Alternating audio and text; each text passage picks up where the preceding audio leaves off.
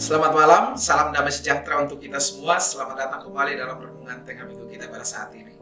Pada malam hari ini, tema renungan saya adalah realitas hidup di dalam rencana Tuhan atau kenyataan hidup di dalam rencana Tuhan. Saya mengajak kita untuk merenungkan firman Tuhan dari Matius pasal 1 ayat 18 sampai dengan 25 sebagai berikut. Di sana dicatat demikian.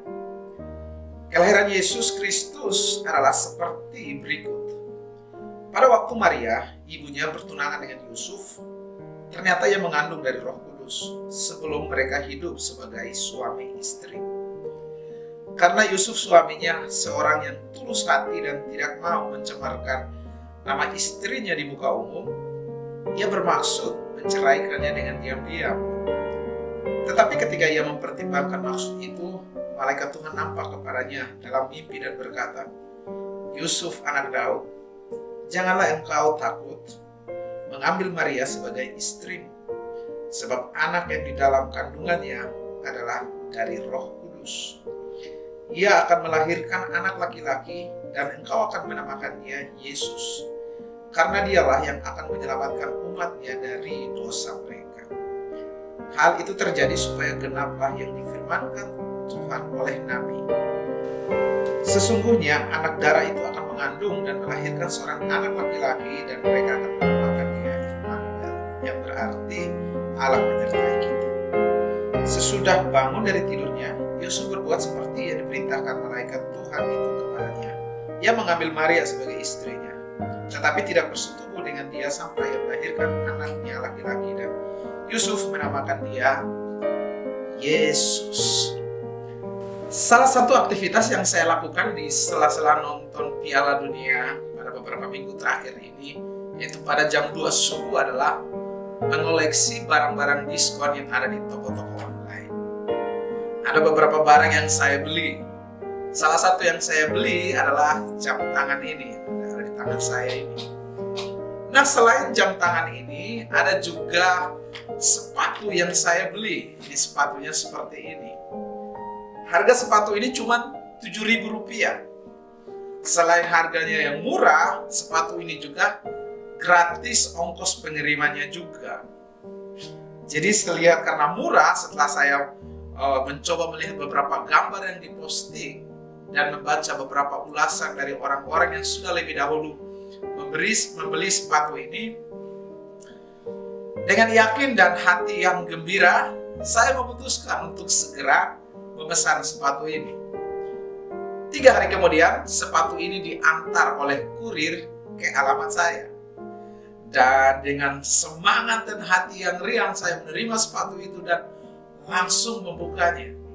Dan saudara tahu apa yang terjadi? Rupanya sepatu ini di luar dari apa yang saya harapkan. Ini bukan sepatu baru, tetapi sepatu bekas. Sepatu yang sudah digunakan orang. Dan Anda tahu, saya sedikit kecewa dengan toko online yang menjual sepatu ini. Saya yakin jika saudara yang mengalami hal semacam ini, pasti juga akan jengkel dan sangat marah. Pada saat kita mengalami hal seperti ini, otomatis kita akan marah.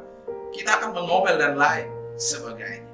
Nah, menurut Bapak, Ibu, dan saudara-saudari, bagaimanakah perasaan Yusuf ketika dia tahu bahwa calon istrinya yang masih perawan ini, yaitu Maria, yang belum berbagi ranjang pernikahan dengannya, ternyata sedang hamil. Kira-kira seperti apa perasaan Yusuf saat mendengar hal itu?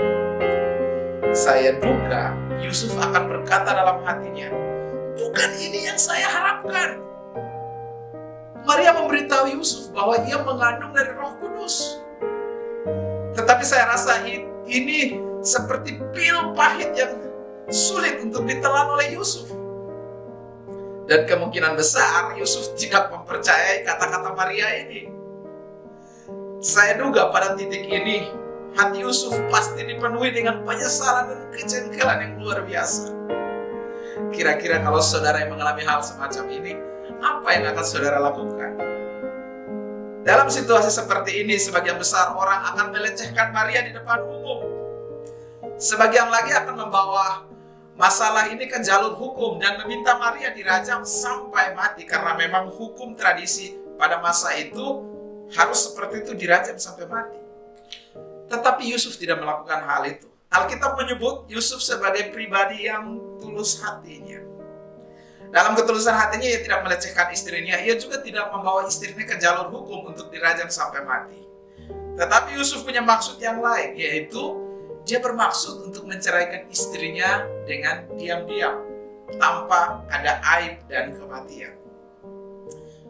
Dalam mempertimbangkan maksud itu, kemudian seorang malaikat datang kepada Yusuf dalam mimpi dan menyuruhnya mengambil Maria sebagai istrinya. Karena anak yang dikandung itu adalah juru selamat dunia.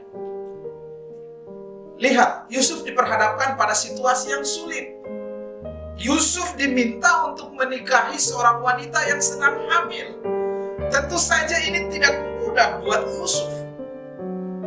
Dan setelah mendengar ucapan malaikat itu, Alkitab mencatat Yusuf melakukan segala sesuatu yang diperintahkan oleh malaikat itu kepada dirinya. Yusuf dengan berani menanggung semua hal ini dan menunjukkan kesetiaannya kepada Tuhan dengan membesarkan Yesus sebagai putranya. Apa yang kita pelajari dari sini? Ada 3 hal yang ingin saya bagikan kepada kita mengenai realitas hidup di dalam rencana Tuhan yang besar. Yang pertama, rencana Tuhan selalu berbeda dengan apa yang kita lihat. Mengenai perbedaan ini dalam Yesaya 55 ayat 8 dan 9 mencatat demikian. Sebab rancanganku bukanlah rancanganmu, dan jalanmu bukanlah jalanku. Demikianlah firman Tuhan. Seperti tingginya langit dari bumi, demikianlah tingginya jalanku dari jalan. Untuk menggenapi rencananya, Tuhan bekerja di luar nalar manusia, di luar rencana kita. Perhatikan, Maria seorang yang belum bersuami tiba-tiba saja mengandung. Itu hal yang mustahil, bukan? Inilah hal yang di luar nalar manusia. Itulah cara Tuhan bekerja untuk menggenapi rencana besarnya untuk menyelamatkan manusia. Jadi yang pertama adalah rencana Tuhan berbeda dengan apa yang kita lihat. Yang kedua yang bisa kita lihat dari sini adalah diperlukan ketaatan untuk hidup di dalam rencana Tuhan. Hidup dalam rencana Tuhan itu bukan hidup bebas dari rintangan dan masalah. Perhatikan Yusuf. Yusuf di sini diperhadapkan pada situasi yang sulit. Dia diminta oleh malaikat untuk menikahi seorang wanita yang sedang hamil. Tentu saja ini tidak mudah buat Yusuf, bukan? Dalam kondisi seperti ini, yang diperlukan adalah ketaatan. Alkitab mencatat bahwa Yusuf taat terhadap firman Tuhan. Meskipun sulit, Yusuf memilih untuk menaati firman Tuhan yang disampaikan oleh malaikat itu kepada dirinya. Pelajaran ketiga yang bisa kita pelajari adalah rencana Tuhan adalah selalu yang terbaik untuk hidup kita.